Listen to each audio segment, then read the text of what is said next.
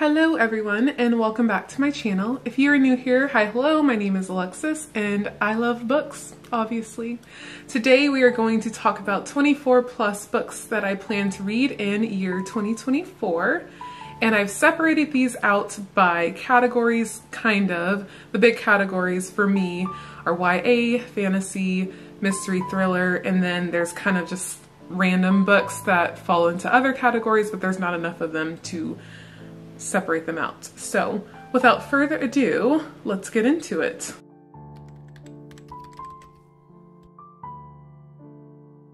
Starting with YA, because why not?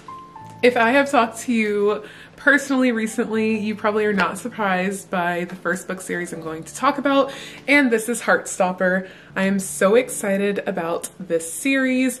My husband knows how much I love the Netflix special, and he got me this box set for Christmas, and that was very sweet. And the fifth book, so this is 1 through 4, the fifth book came out a few weeks ago in December, and I will be getting that, but I am just obsessed with Nick and Charlie. They're the cutest little couple, so quintessential English, and I've never been to the UK, and this kind of helps me just jump into that world, and it makes me feel like I'm there. Like, you cannot tell me that these are not real people, and I haven't even read this yet, but that's just from watching the show. So next I have the Witchery by S Isabelle. This is a YA middle grade novel that follows 4 witches who are on a journey to save their hometown. I am going to get more into middle grade this year.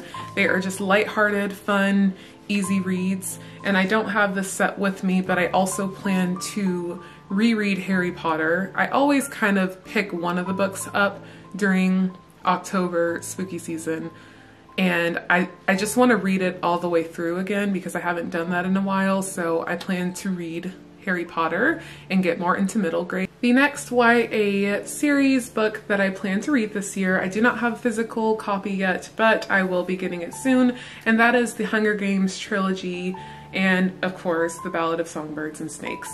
I don't think I ever read these throughout high school. I watched the movies, but Suzanne Collins is an exceptional writer, and I've heard amazing things about all of the books, so I plan to read those this year. The last book in the YA category for me is Every Last Word by Tamera Ireland Stone. Now this book follows a girl in high school who has OCD. She's trying to fit in with all of her cool friends, and she finds a friendship in unexpected places. I checked the trigger warnings on these. I think there's a lot of bullying and obviously mental illness, and this is a bit of an older book. This is 2015, but I just found it last year.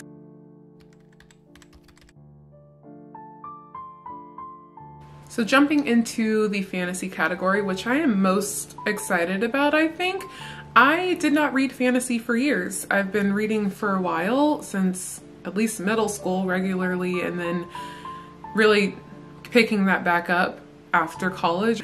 But I never got into fantasy until I read Legends and Lattes by Travis Baldree, I believe. And we're gonna first talk about Bonedust and Bookshops and Bonedust, sorry. This is a prequel to Legends and Latte, which was a cozy fantasy book. Again, it was my first fantasy, and it really drove me to love that genre of books. So I'm very excited to read the prequel. It's just a warm hug in a book. Next in this category for me is Divine Rivals and Ruthless Vows by Rebecca Ross. I started Divine Rivals a few nights ago, and I'm already hooked. Also, I just have to show you, sorry for the noise. I love when there's some sort of little detail behind the cover on a hardback. I mean, because why not? It's a hardback, so you must add something. So love this already. That's not even getting into the reading, but I'm a bibliophile. I love books. I love everything about them, so I just think that's so cute.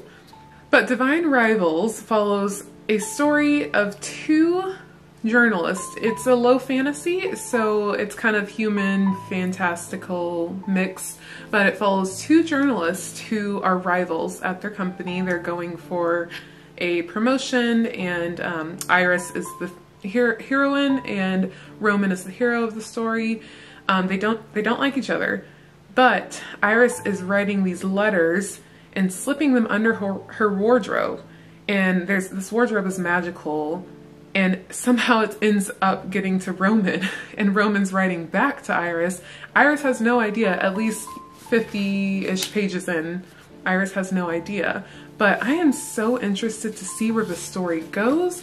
And then Ruthless Vows is a sequel. So I picked this up the other day because I started reading this and I was like, oh, I'm not gonna wanna take a break. I'm just gonna wanna jump back into this story. So Divine Rivals and Ruthless Vows by Rebecca Ross. Very, very, very excited to really get into this world.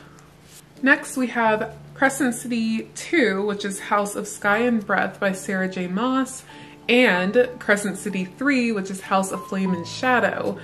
Sarah J. Maas once again has created an epic world with lovable characters, action-packed, excellent smut scenes without being too much.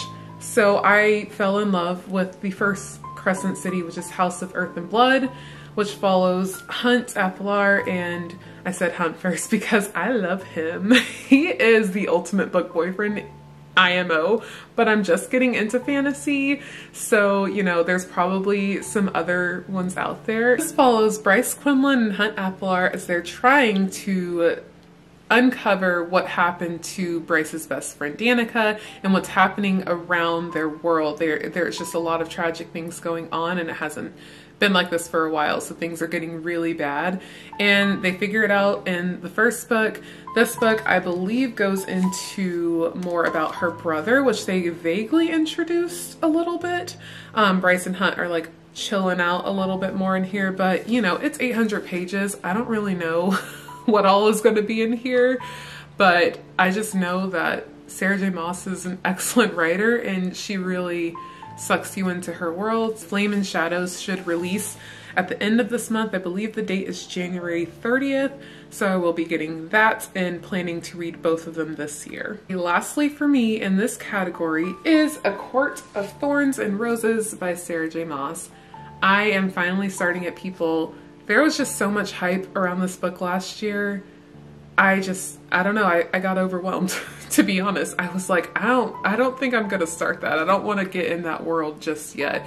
But maybe the hype is dying down this year because there's a few other up-and-coming authors, and some of their older series are getting popular again. But I wanted the hype to die down around this because I wanted to really form my own opinions about these characters and the story. So I plan to start the first one. I don't know if I'm gonna get through all of them this year, which is why I didn't put the full series on here. But I will definitely read the first one and come back on here.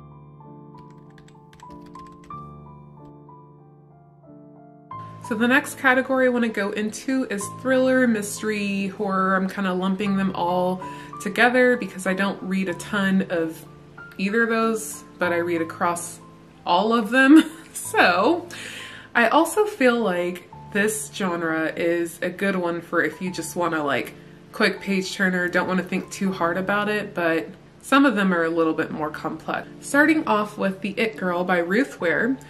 This just seems like one of those gripping novels that is super fast paced, will not be able to put down, and that sounded really interesting to me. It's set in Oxford.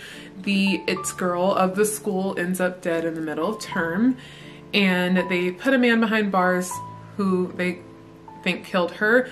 But 10 years later, a journalist starts uncovering more information about the case that suggests he did not kill her, and starts interviewing these 4 friends who were involved with her when she went to school. So it just sounds fast-paced, easy to read, and we'll see how it is. Next we have The Weight of Blood by Tiffany D. Jackson, and this is giving me Carrie Stephen King vibes. This follows a biracial teenager named Maddie in Georgia. This is back before the end of segregation, so Maddie starts a new school and she's getting bullied. Typically they have 2 separate proms. You know, they have the white prom and they have the black prom. I'm not sure if there's other races that they address in here, but that's typically how it was back then. Well, this year is the first year that her school is doing an integrated prom between all the racists, and someone ends up dead at prom, but Maddie's the only one who knows. So this sounds really interesting. Next we have The Poison Bed by Elizabeth Fremantle. This is another one that I picked up a few weeks ago when I was shopping at that half-price bookstore. I will link the vlog over here because that was such a fun experience. But this is set in the 1600s and follows an infamous couple on trial for murder.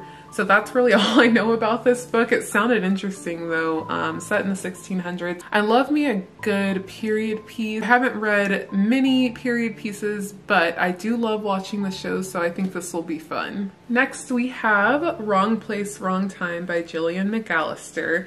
This seems interesting for sure. This mother watches her son commit a murder, and every day over the next, I don't know how long the time frame is, but she wakes up a day earlier and is trying to stop her son from committing the murder. So I don't know how that's gonna go, but sounds super fun. I also think it like is reverse chronological order, which I kind of love. Yes, that's exactly how it is. I kind of love when they do that. So it's like day -3. How fun. I love that.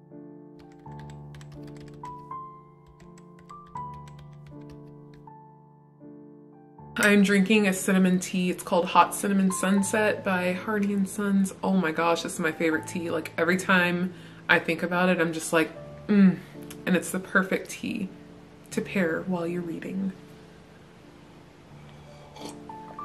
Okay. These last 3 books are a part of that category that's not really a category, so let's just jump right in. So the first book is Amazing Grace Adams by Fran Littlewood.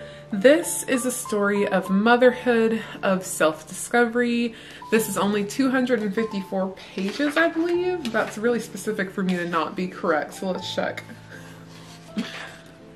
That is correct, 254 pages. And we are following Grace Adams, who is just kind of fed up with where she is in life, and she just disappears one day, and we follow her journey to figure herself out. So that's definitely my vibe, especially right now. I'm about to turn 28, and I've talked a little bit about this on this channel. In life, the Saturn return and like self-discovery. And I'm not by any means an expert on the zodiac situation, but I do know a few things, enough to make me dangerous. And I have been feeling a lot of introspection, a lot of self-discovery over this last year. So I think I will really resonate with that book and the main character. Next we have 5 Years From Now by Paige Toon. This is another older one, I believe. This follows the story of 2 people who meet as children, and they form a friendship, a relationship, but life tears them apart, and then it just so happens that every 5 years they continue to link up, and it's not even like intentional, it's just what happens. So this follows their story, kind of like growth and challenges through life, and maybe at the end they'll be happy, basically, is what I've gotten from this book. And the last and final book for this category and this video is Go Set a Watchman by Harper Lee. I have been informed that I'm very late to the game here, which is fine. I didn't follow all of the things that were going on back then, so this was released in 2015 or 2014. I don't know, but I understand that this may have been, well, likely was released without Harper Lee's consent, since she had passed away before it was released. I still plan to read it. I've heard really good things about it. I've heard that this may be the story that she originally wanted to put out there, but since there's so much flashbacks into the children's past, they wanted her to focus really more on their past and like what was happening in the 30s. So this will be interesting. I am still very excited to read this. It's set in the 50s around the civil rights movement. So it'll be interesting to see how Scout, who is not really Scout, I've heard in this book, she is all grown up, so it'll be interesting to see that.